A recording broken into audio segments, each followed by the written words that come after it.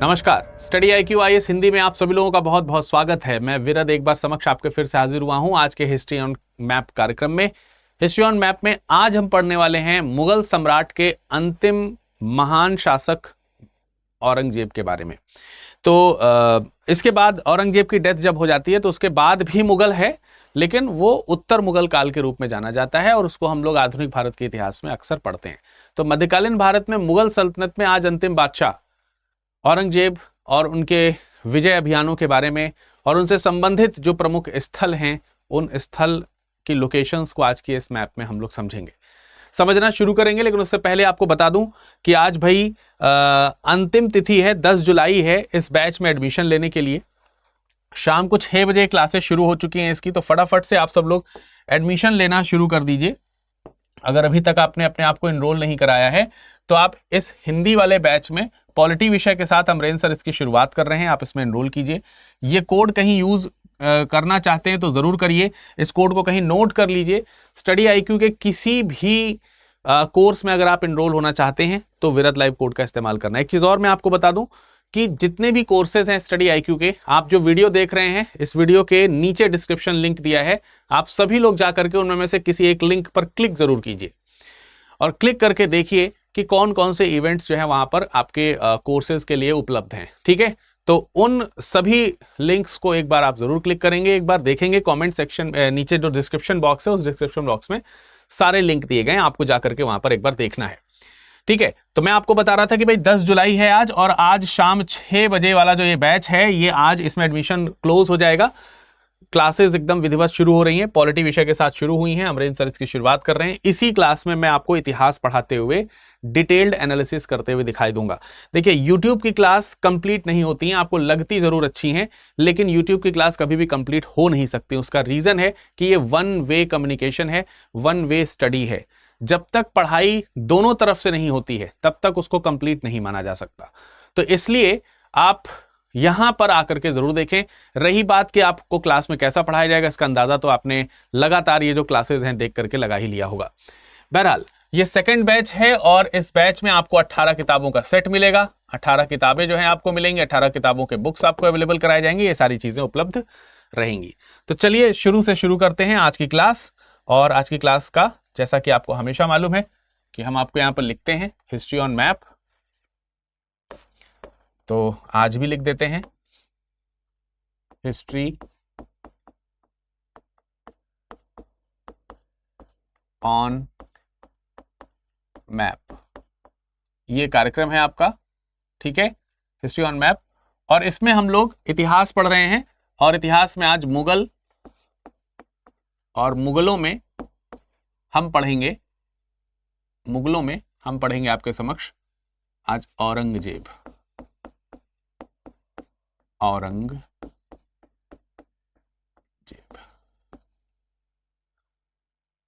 तकरीबन 1758 से इनका जो है कार्यकाल शुरू होता है, माफ कीजिएगा 1658 से, तकरीबन 1658 से इनका कार्यकाल शुरू होगा और 1707 तक, जब तक इनकी मृत्यु नहीं हो जाती है तब तक इनका कार्यकाल चलेगा।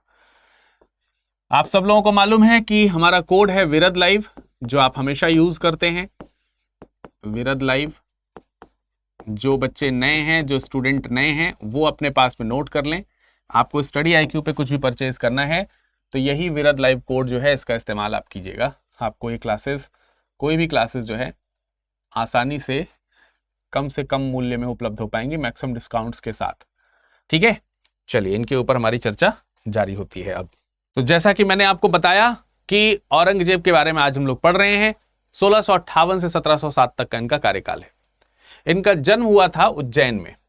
ये जन्मे थे कहां पर? उज्जैन में। तो उज्जैन से ही हम मैप बनाना शुरू करते हैं। आप लोग कमेंट सेक्शन में कमेंट करके बताइए कि उज्जैन जो है वो आपको कहां मिलेगा।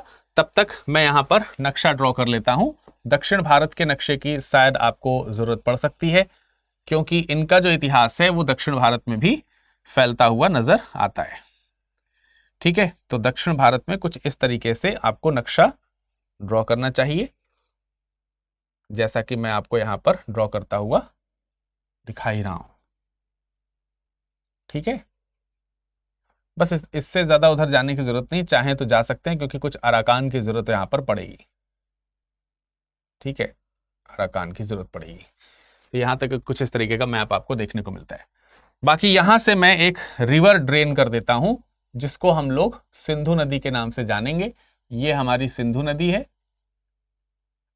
ठीक है, इसको हम लोग सिंधु नदी के नाम से जानेंगे। और यहां से एक नदी और ले जाइए जिसको हम लोग गंगा नदी कह सकते हैं। तो आप लोग गंगा नदी को ऐसे लेकर के यहां पर जरूर आइए। और एक नदी चाहें तो आप और बना सकते हैं इस तरीके से, यहां पर ड्रेन होगी। ये थोड़ा ज्यादा आगे तक मैंने बना दी है, तो इसको यहां से ऐसे कट कर सकते हैं। ठीक है, तो बस इतने से आपका तकरीबन आपको अंदाजा जो है लग जाएगा कि कहां पर क्या चीज उपस्थित है, कहां पर क्या चीज मौजूद है ना। यहां से आपको लगभग अंदाजा होना शुरू हो जाएगा। तो जब मैंने कहा कि इनका जन्म जो है वो उज्जैन में हुआ है, तो आपको उज्जैन जो है वो दोस्तों यहां कहीं पर देखने को मिलेगा। ये उज्जैन है सपोज, ठीक, मैं कलर चेंज कर देता हूं। मान लीजिए कि यहां कहीं पर क्या है, उज्जैन है। तो यहां उज्जैन में इनका जन्म हो रहा है। किनका? औरंगजेब का। मुहिउद्दीन इनका मूल नाम है। इसके अलावा इनको आलमगीर और जिंदा पीर इत्यादि नाम से भी जाना जाता है, और भी कई सारे उपनाम हैं। 2 बार इन्होंने अपना राज्याभिषेक कराया है। एक बार इनका राज्याभिषेक हुआ है 1658 में, और तब ये जुलाई का समय है, और इन्होंने आगरा में अपने आप का अपना खुद का जो कोरोनेशन सेरेमनी है वो करवाया है। और दूसरा जून 1659 में हुआ है, जून 1659 में। और ये जो राज्याभिषेक हुआ है, जिसे वास्तविक राज्याभिषेक माना जाता है, ये हुआ है दिल्ली में। तो एक राज्याभिषेक आगरा में और एक राज्याभिषेक कहां पर भाई? दिल्ली में। ठीक है, तो ये मान लीजिए कि आपका यहां कहीं आगरा है, ये सपोज दैट आगरा, और यहां कहीं आप मान लीजिए कि भाई ये दिल्ली है, दिल्ली। तो दिल्ली में इनका मूल राज्याभिषेक हुआ है और आगरा में इनका पहला राज्याभिषेक हुआ है। ये चीज भी आपको यहां पर थोड़ी सी ध्यान रखनी है। 2 प्लेसेस आपके यहां पर ये हो गए जो इनके राज्य से मिलते हैं आपको। इसके अलावा अगर बादशाह बनने से पहले की कहानी के बारे में जाने तो कुछ तो आपने शाहजहां के समय में सुना ही होगा। तो मैं आपको बता दूं कि ये 2 बार जो हैं वो दक्कन के सूबेदार बने थे। 1636 से 1644 तक, 1636 से लेकर के 1644 तक ये पहले दक्कन के सूबेदार बने, दक्कन के सूबेदार। तो दक्कन का मतलब ये वाला जो पोर्शन है, जो ये पेनिनसुलर पार्ट है, ये दक्कन एरिया है। इस दक्कन के सूबेदार एक बार 1636 से 44 तक रहे। उसके बाद 1645 में ये गुजरात के सूबेदार बन गए। तो 1645 से लेकर के 1647 तक 2 साल तकरीबन या 2.5 साल तकरीबन जो है ये गुजरात के सूबेदार रहे। तो आप यहां गुजरात लिख सकते हैं। और आप सब लोगों को मालूम है कि भाई ये लोकेशन आपकी गुजरात की है, ये आपका गुजरात हो गया, ये गुजरात की लोकेशन हो गई है ना। तो ये गुजरात के सूबेदार रहे। उसके बाद पुनः अब ये 1647 तक का समय हो गया। उसके बाद 1647 से लेकर के 1652 तक ये मुल्तान के सूबेदार रहे। 1647 से लेकर के 1652 तक आप कहां के सूबेदार थे? मुल्तान के सूबेदार थे। तो इसका मतलब ये मुगल बादशाह नहीं है उस समय। ठीक है, ये उस समय मुगल बादशाह नहीं है। तो आप मुल्तान को अगर देखेंगे तो मुल्तान जो है लगभग आपको यहां कहीं देखने को मिलेगा। इस जगह मान लीजिए कि मुल्तान है। सपोज ये जगह जो है आपकी कौन सी है? मुल्तान। अब इसके बाद जो अगला कार्यकाल है, जो कि मैंने बताया कि एक बार पहले 1636 से 44 तक ये सूबेदार रहे थे दक्षिण के, वैसे ही अगर आप देखोगे तो 1647 से लेकर के 1652 तक का इनका कार्यकाल क्या नाम है, मुल्तान की सूबेदारी में बीता। और फिर इसके बाद 1652 से लेकर के 1657 तक, 1652 से लेकर के 1657 तक फिर से ये दक्कन की सूबेदारी संभालते हैं, दक्कन की सूबेदारी। हाँ, यहां एक बात ध्यान रखना है कि जब 1647 से 52 में मुल्तान की सूबेदारी इन्होंने संभाली थी तो उस समय बल्ख है, बदख्शां है, कांधार है, इन सब जगहों पर आक्रमण करना हुआ था इनका। ठीक है, ठीक है। जैसे यहां कहीं आप मान के चलिए कि ये बल्ख रीजन है, सपोज ये बल्ख है, इसके ऊपर यहां कहीं बदख्शां मिलेगा आपको, बदख्शां और कांधार, कांधार। ठीक है, तो ये सब जगहों पर जब इन्होंने आक्रमण किया था, ये वो समय था जब आप जो है क्या नाम है, मुल्तान के सूबेदार थे, जब यहां के सूबेदार थे, तो इस तरफ के कैंपेनिंग की थी, वहां के सेनापति आप उस दौरान बनाए गए थे। तो ये तो पहले की बात है। पर कहानी शुरू होती है इनके शासक बनने की, तो वहां पर आपको ध्यान रखना होगा कि इनको उत्तराधिकार के युद्ध लड़ने पड़े थे।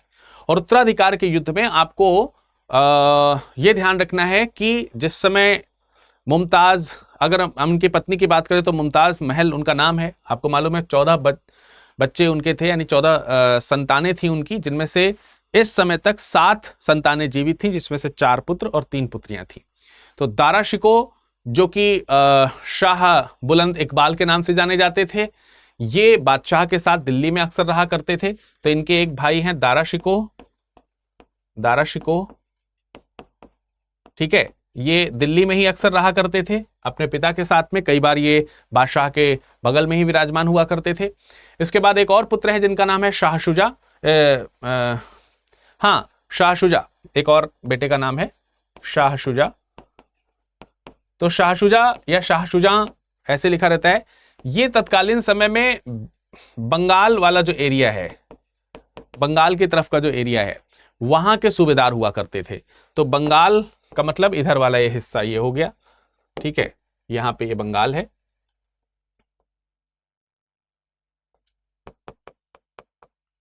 तो भाई ये बंगाल के सूबेदार हैं इस जगह पर।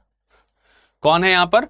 तो बंगाल की सूबेदारी आपको किसके रूप में देखने को मिलेगी? यहां पे शाह शुजा हैं, यहां पे शाह शुजा ये आपको देखने को मिलेंगे। तो एक तो दिल्ली में अपने पिता के साथ में है, एक बंगाल में है। और औरंगजेब की बात करें तो आपको मालूम है कि औरंगजेब जो है वो दक्कन की सूबेदारी संभाल रहे हैं। तो औरंगजेब यहां है, औरंगजेब इन इलाकों में है पूरे, ठीक है। इस तरफ बुरहानपुर में वैसे अक्सर रहते थे, तो बुरहानपुर थोड़ा आपको नॉर्थ में देखने को मिलेगा, इस जगह कहीं देखने को मिलेगा। मैं ये हिस्सा थोड़ा सा ऊपर कर देना चाहता हूं, यहां पर, यहां पर ऐसे, ठीक है। तो यहां कहीं पर बुरहानपुर पड़ेगा, तो यहां पर ये आपको देखने को मिलेंगे। इसके बाद औरंगजेब के बाद एक नाम आपको और याद रखना है, मुराद। मुराद जो है वो सबसे छोटा बेटा है, और मुराद जो है वो यहां पर गुजरात में है, यहां पर है मुराद। मुराद जो है वो कहां है? गुजरात में। औरंगजेब की भी बात करें तो यहां पर एक जगह पड़ेगी बुरहानपुर, ठीक है, बुरहानपुर यहां पर एक जगह पड़ेगी। और औरंगजेब जो है, और ये जो औरंगजेब है वो यहीं पर आपको देखने को मिलेंगे, ठीक है। तो ऐसे करके ये 4 भाइयों को, शाह शुजा, औरंगजेब, मुराद, और यहां दिल्ली में आपको मालूम है दारा शिको है। यहां पर कौन है? दारा शिको। लेकिन ये मत आप ध्यान रखिएगा कि दारा शिको पता चला आप यहां पर बादशाह बना दो। बादशाह नहीं, बादशाह के साथ बैठता है वो, शाहजहां के साथ बैठता है अपने पिता के साथ में अक्सर, ठीक है। तो ये कुछ नाम आपको देखने को मिले। बाकी कुछ औरंगजेब की कुछ सिस्टर हैं, जिसमें जहां आरा, रोशन आरा और गौहन आरा इत्यादि का नाम आता है। अब यहां से इसके आगे हम उत्तराधिकार के युद्ध की बात करेंगे, और उत्तराधिकार का युद्ध जो है वो कैसे शुरू हो रहा है, एक बार आइए इसके ऊपर एक नजर डालते हैं, ठीक है। उत्तराधिकार का युद्ध कैसे शुरू हो रहा है, कहां से शुरू हो रहा है। तो हमको यहां पर ध्यान रखना है कि हम पढ़ने जा रहे हैं उत्तराधिकार का युद्ध। उत्तराधिकार का युद्ध ये बहुत इंपॉर्टेंट है। ये इस समय बादशाह औरंगजेब नहीं है, लेकिन बादशाह औरंगजेब इसी से ही बादशाह बनेंगे। सबसे पहला आपको युद्ध देखने को मिलेगा बहादुरपुर का युद्ध। सबसे पहला युद्ध आपको देखने को मिलेगा बहादुरपुर का युद्ध, बहादुरपुर युद्ध। और बहादुरपुर युद्ध जो है आपको तकरीबन अप्रैल 1658 में आपको देखने को मिलेगा। ठीक है, तकरीबन जो है आपको अप्रैल 1618, अप्रैल नहीं, एक मिनट, अप्रैल नहीं, अप्रैल कहना ठीक नहीं है, यहां पर फरवरी लिखिए, फरवरी 1658, ये आपको युद्ध यहां पर ध्यान रखना है। अब ये युद्ध हो किनके किनके बीच में रहा है? मुख्य रूप से अगर आप देखेंगे तो ये युद्ध जो है दारा शिकोह की तरफ से युद्ध हो रहा है और शाह सुजा के साथ। तो ये युद्ध जो है दारा वर्सेस शाह शुजा का युद्ध है, लेकिन इसमें दारा खुद नहीं लड़ने आए हैं, इनके प्रतिनिधि जो है वो लड़ने आए हैं। इनके प्रतिनिधि के तौर पर मिर्जा राजा जयसिंह है और इनका बेटा है सुलेमान शिकोह, इन्हीं दारा शिकोह का बेटा है सुलेमान शिकोह। ये दोनों मिल करके शाह सुजा को पराजित करते हैं। शाह सुजा कहां पर है? बंगाल में है। हारने के बाद बंगाल ये वापस चले जाते हैं। तो मैंने आपको बताया ये युद्ध हुआ कहां पर एग्जैक्टली? ये युद्ध हुआ बहादुरपुर में, और ये बहादुरपुर जो है ये बनारस के पास पड़ेगा। ठीक है, ये जो जगह है ये आपको कहां देखने को मिलेगी? ये जगह आपको देखने को मिलेगी बनारस के पास। तो आप यहां कहीं पर बनारस मान सकते हैं। तो इस जगह पर आपको ये एक युद्ध देखने को मिलेगा। ये यहां पर लड़ करके यहां से वापस चला गया। तो एक बैटल समझ में आया, दो भाइयों के बीच में हुआ। एक और बैटल आपको देखने को मिलेगा जो कि धर्मत का युद्ध होगा। ये अप्रैल में है। मुझे बहादुरपुर वाला युद्ध जो है अप्रैल में याद आ गया था, वो गलत था। धर्मत का जो युद्ध है वो अप्रैल 1658 में लड़ा गया है। तो अब आप अगला युद्ध लिखेंगे धर्मत का युद्ध। धर्मत युद्ध ये आपका अप्रैल 1658 में लड़ा जा रहा है। धर्मत जो जगह आप देखने को मिलेगी आपको, ये उज्जैन के पास में है। किसके पास में है जगह? ये आपकी उज्जैन के पास में जगह आपको देखने को मिलेगी। यहां पर आप धर्मत मान सकते हैं, धर्मत। तो यहां पर धर्मत का युद्ध हुआ है, यहां पर बनारस का युद्ध हुआ है। दो युद्ध आपको मैंने यहां पर दिखा दिए। अब ये जो युद्ध है ये किनके किनके बीच में हुआ है? धर्मत के युद्ध की अगर हम बात करें तो इसमें औरंगजेब लड़े हैं, लेकिन औरंगजेब का साथ दिया है मुराद ने। मुराद कौन है? जो आपको यहां पर गुजरात में दिख रहा है, छोटा है सबसे ये मुराद। तो औरंगजेब और मुराद ये एक साथ हो जाते हैं इसमें। औरंगजेब और मुराद ये एक साथ हो जाते हैं और इनका युद्ध होता है दारा शिकोह के साथ। दारा शिकोह, तो इसमें भी दारा शिकोह के प्रतिनिधि ही लड़ने आते हैं। हालांकि इसमें दारा शिकोह के प्रतिनिधि जसवंत सिंह लड़ने के लिए आते हैं, वो हार जाते हैं और इसी विजय स्मृति में बाद में फतेहाबाद शहर जो है औरंगजेब बसाता है। तो ये 1658 की कहानी हो गई। फिर है सामूगढ़ का युद्ध। सामूगढ़ का युद्ध आपको जून 1658 में देखने को मिलेगा। जून 1658 में आपको सामूगढ़ का युद्ध देखने को मिलेगा और सामूगढ़ जगह जो है ये आपको आगरा के पास देखने को मिलेगी। तो अब यहां पर लोकेशन आप डाल सकते हैं, आगरा के पास में सामूगढ़। ठीक है, सामूगढ़ ये लोकेशन आपकी भाई सामूगढ़ की हो गई, जो कि आगरा के पास में है। ठीक है जी। अब ये वाला जो युद्ध है सामूगढ़ का युद्ध, इसमें दारा शिकोह और फिर से इनकी जो सेना है, यही जो चीज है, इन्हीं का युद्ध यहां पर फिर से होता है। पुनः ये युद्ध हुआ, दारा शिकोह औरंगजेब और मुराद की सेना के साथ में फिर से लड़ाई लड़ते हैं सामूगढ़ में, और इसमें दारा शिकोह पराजित हो जाते हैं। और जब दारा शिकोह यहां आप पराजित होंगे तो औरंगजेब जो है वो आगरा के किले के ऊपर कब्जा कर लेगा और दारा शिकोह को यहां से भागना पड़ेगा। दारा शिकोह को यहां से भागना पड़ेगा और यहीं पर 16 जुलाई 1658 में फिर वो दिल्ली पर भी अधिकार करता है। इसी समय ही ये जून में आगरा कब्जा हुआ, फिर जुलाई 1658 में आप दिल्ली पर कब्जा करते हैं। ठीक है, ये चीज आपको यहां पर ध्यान रखनी है। इसके बाद एक और युद्ध आपको देखने को मिलेगा, खुजवा का युद्ध। खुजवा का युद्ध भी आपको इंपॉर्टेंटली याद रखना है। खुजवा युद्ध। खुजवा जो जगह पड़ती है ये आपकी पड़ती है इलाहाबाद में। ये कहां पड़ती है? इलाहाबाद। और ये युद्ध लड़ा गया है जनवरी 1659 में। जनवरी 1659 में आपको ये युद्ध लड़ते हुए देखने को मिलेंगे। तो आइए इलाहाबाद को भी देख लेते हैं।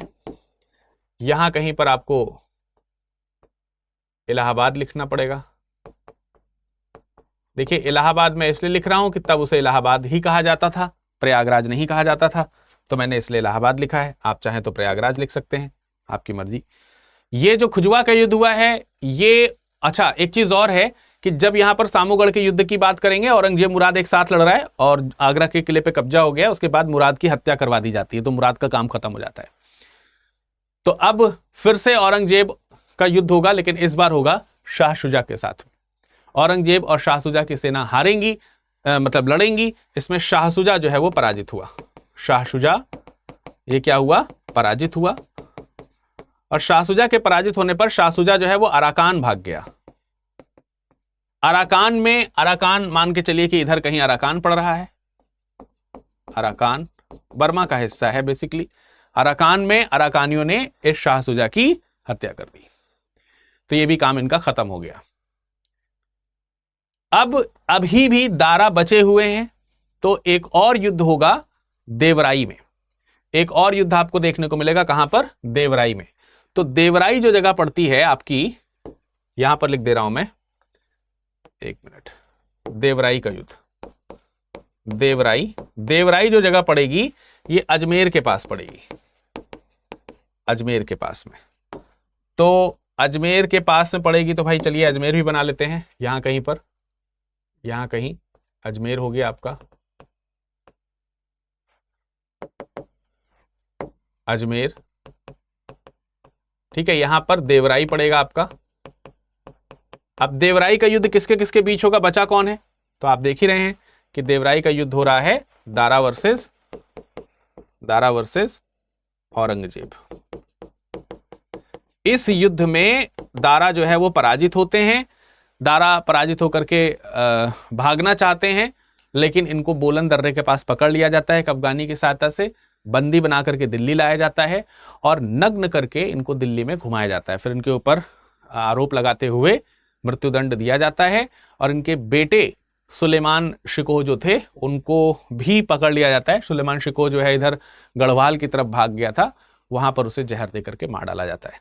तो ये 4 युद्ध हैं, जो 4-5 युद्ध हैं जो आपने उत्तराधिकार को लेकर के यहां पर देखे हैं, एक के बाद एक के बाद एक। ये सारे युद्ध 1 बाय 1 जो है आपने यहां पर 5 युद्ध देखे, जो आपको इस मैप में यहां पर देखने को मिल रहे हैं, ठीक है।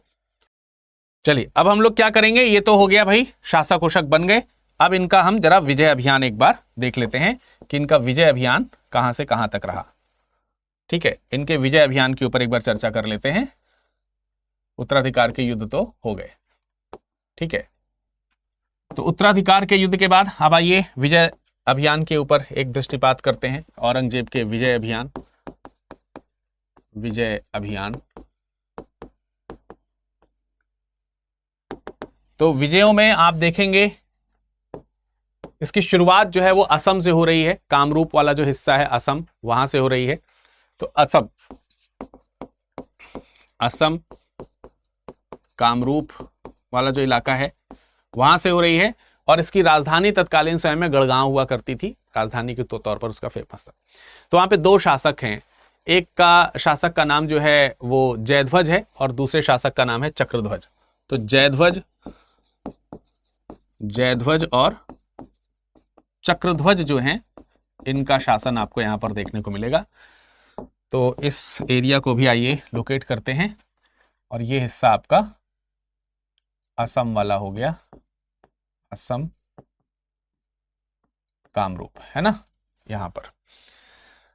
तो अब देखिए होता क्या है कि यहां पर ये इनका पहला अभियान है। उत्तराधिकार युद्ध के समय में अहोम जो साम्राज्य है, वहां के शासक जयध्वज जो हैं, उन्होंने कामरूप को स्वतंत्र करा लिया था। मुगलों के अधीन गुवाहाटी हुआ करता था। यहां पर आपको गुवाहाटी देखने को मिलेगा। गुवाहाटी कहते हैं, या उस समय या आप लोग गुवाहाटी कहते हैं, एक ही बात है, गुवाहाटी। इस पर इन्होंने कब्जा कर लिया था।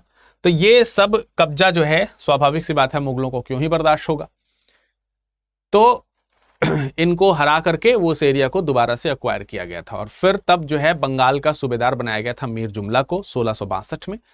मीर जुमला ने वहां पर जयध्वज के साथ में युद्ध किया, उसे पराजित किया, उसके साथ संधि करी, संधि करके कूच विहार वाला जो इलाका वगैरह था वो फिर वापस लिया, कामरूप का इलाका वापस लिया।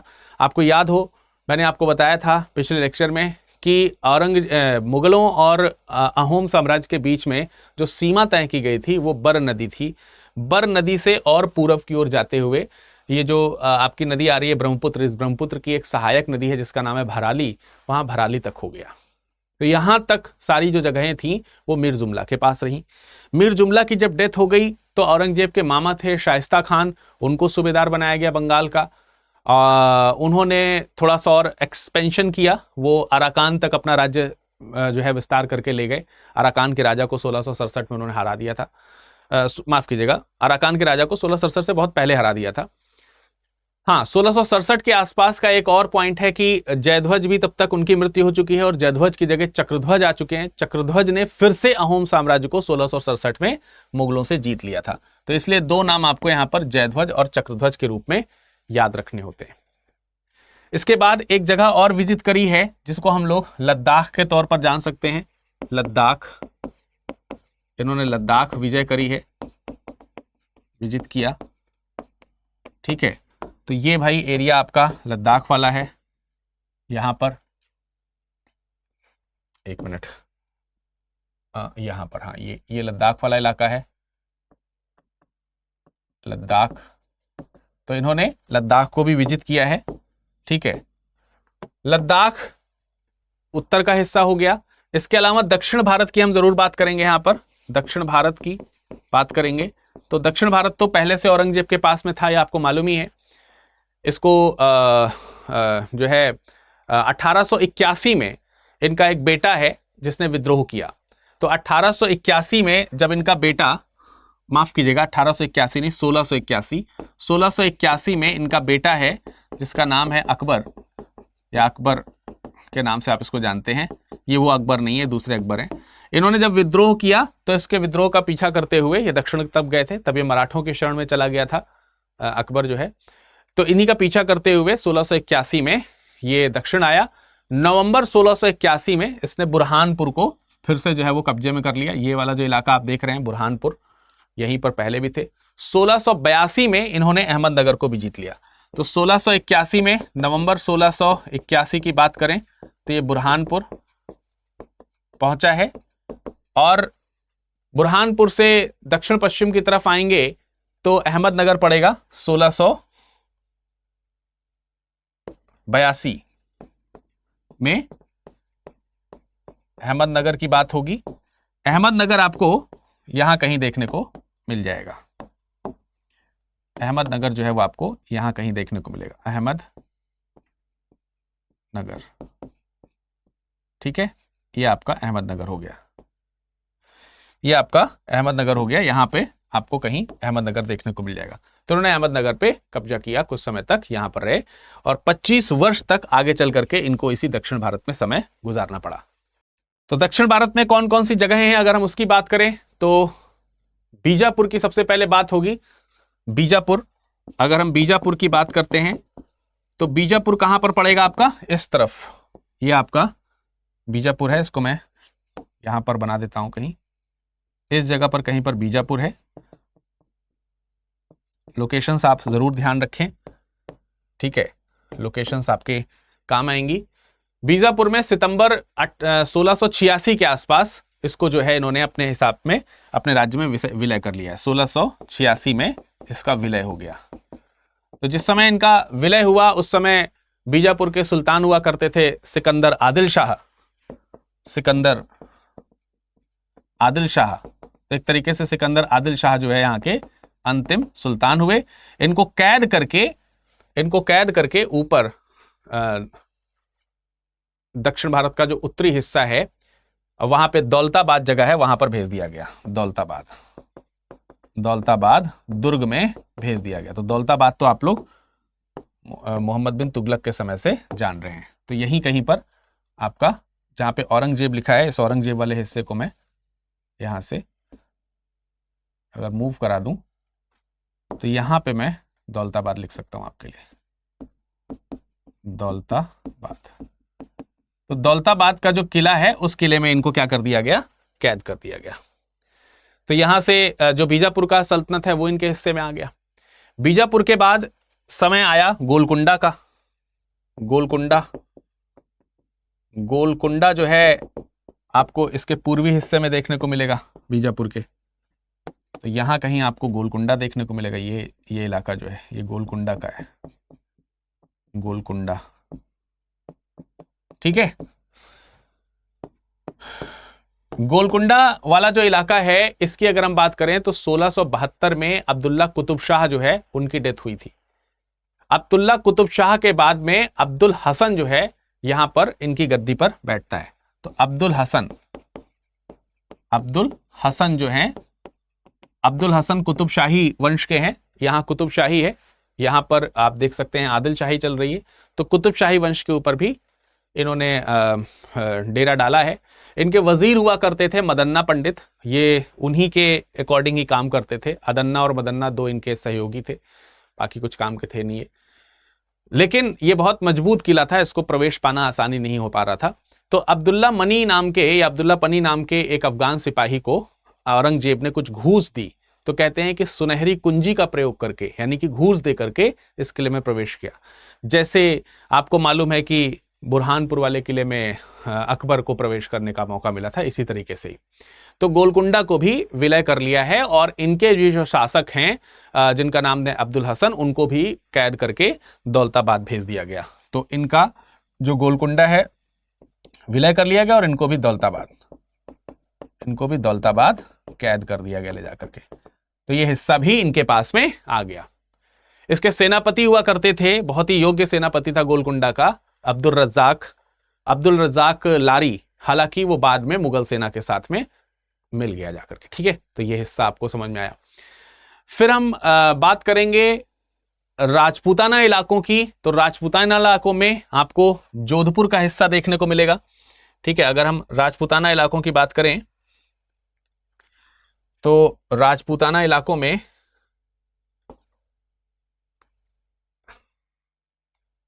राजपूताना इलाका, राजपूत में सबसे पहले देखो इधर वाले जो इलाके हैं उसकी बात हम लोग करेंगे। और इसमें मारवाड़ का हिस्सा जो है वो आपको ध्यान रखना है। पहले मारवाड़, जिसकी की राजधानी उस समय जोधपुर हुआ करती थी। जिसकी की राजधानी क्या हुआ करती थी? जोधपुर। तो यहां कहीं आप जोधपुर मान लीजिए, जोधपुर। ठीक है, यहां पर जोधपुर मान लेते हैं थोड़ा सा। राजधानी थी। जसवंत सिंह यहाँ के शासक एक्सेप्ट किए गए थे औरंगजेब की तरफ से, और जसवंत सिंह को 7,000 जात और 7,000 सवार का मनसबदारी भी दी गई थी। 1678 में इनकी जब डेथ हो जाती है तो इनका बेटा उसी समय जन्म लेता है लाहौर में। इनका बेटा उसी समय जन्म लेता है कहां पर? लाहौर में। तो लाहौर वाला जो इलाका है, लाहौर में इनके बेटे का जन्म होता है। तो लाहौर में जो इनका बेटा जन्म लेता है, क्या नाम है, जसवंत सिंह का जो बेटा है, ठीक है, जसवंत सिंह के जो बेटे हैं, जसवंत जो सिंह हैं, इनके बेटे हैं जो लाहौर में जन्मे हैं, उनका नाम है अजीत सिंह। अजीत सिंह जो है, इनको अब गद्दी मिलनी चाहिए थी, लेकिन औरंगजेब ने इनकी गद्दी जो है स्वीकार नहीं करी, बल्कि जसवंत सिंह के एक भाई हुआ करते थे इंदर सिंह, उनको जो है गद्दी देना स्वीकार कर लिया इन्होंने। इंदर सिंह ने 36 लाख रुपए इसके लिए दिए और इंदर सिंह को जो है मारवाड़ का शासक घोषित कर दिया गया। और अजीत सिंह जो थे उनको बाद में किसी किले में कैद कर दिया गया था। तो जब 1707 में औरंगजेब की डेथ हुई तो औरंगजेब की डेथ के बाद अजीत सिंह को ही मारवाड़ का शासक बनाया गया, जो आगे चल करके बहादुर शाह प्रथम के साथ में युद्ध भी करते हैं। ठीक है, तो मारवाड़ इस तरीके से उनको फिर से मिला। इसी तरीके से एक जगह आपको मेवाड़ की देखने को मिलेगी, मेवाड़। ठीक है, मेवाड़ वाला इलाका आपको इस तरफ देखने को मिलेगा। ये मेवाड़ इलाका हो गया, मेवाड़ी क्षेत्र हो गया ये मेवाड़। ठीक है, चित्तौड़ उत्तौड़ आपने नाम सुने ही होंगे, वो सब मेवाड़ के अंतर्गत आता है। सिसोदिया वंश के शासक यहां पर हुआ करते थे। जैसे अगर आप जोधपुर में देखेंगे तो वहां पर राठौड़ शासक हैं, वैसे यहां पर सिसोदिया शासक हैं। तो सिसोदिया राठौर ये दोनों लोगों ने अपना एक संघ बना लिया राज सिंह जो है वहाँ के शासक हुआ करते थे। 1615 में उन्होंने बहुत पहले जो है एक संधि का उल्लंघन किया था, जो आपको मालूम है, जिसमें कहा गया था कि जो चित्तौड़ है आपको उसमें किसी प्रकार का दुर्ग नहीं बनाना है। लेकिन शाहजहां के समय में वहां पे दुर्ग बनाया गया तो शाहजहां ने कार्रवाई की थी। तो वो तो शाहजहां के समय की बात हुई, लेकिन इसी चीज को मुद्दा बनाते हुए 1679 में औरंगजेब ने मारवाड़ के ऊपर, माफ कीजिएगा, मेवाड़ के ऊपर क्या कर दी, चढ़ाई कर दी, अटैक कर दिया।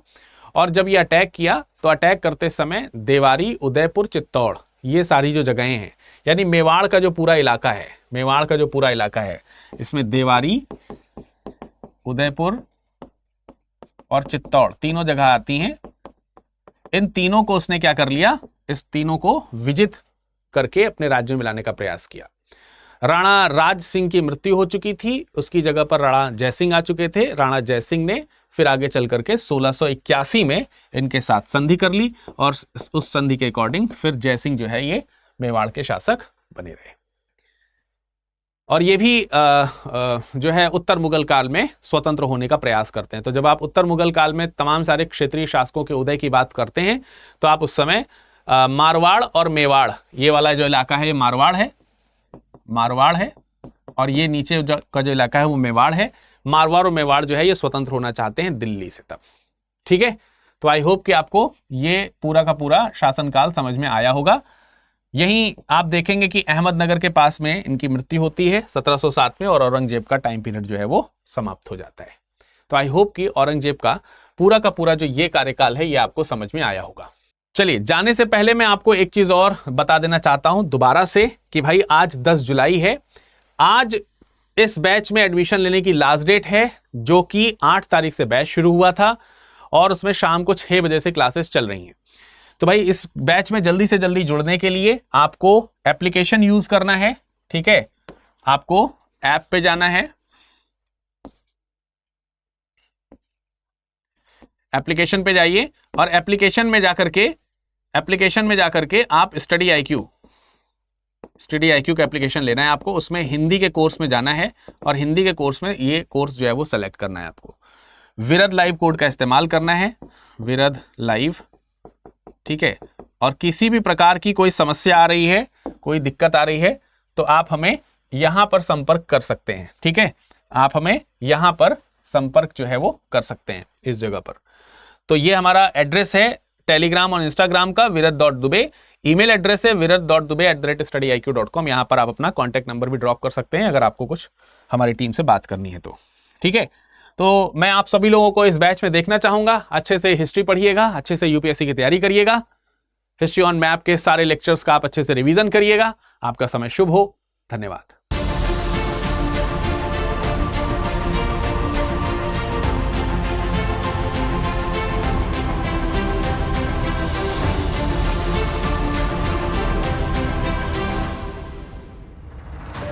हिंदी में यूपीएससी की तैयारी से संबंधित प्रोग्राम्स को देखने के लिए सब्सक्राइब करें स्टडी IQ IAS हिंदी।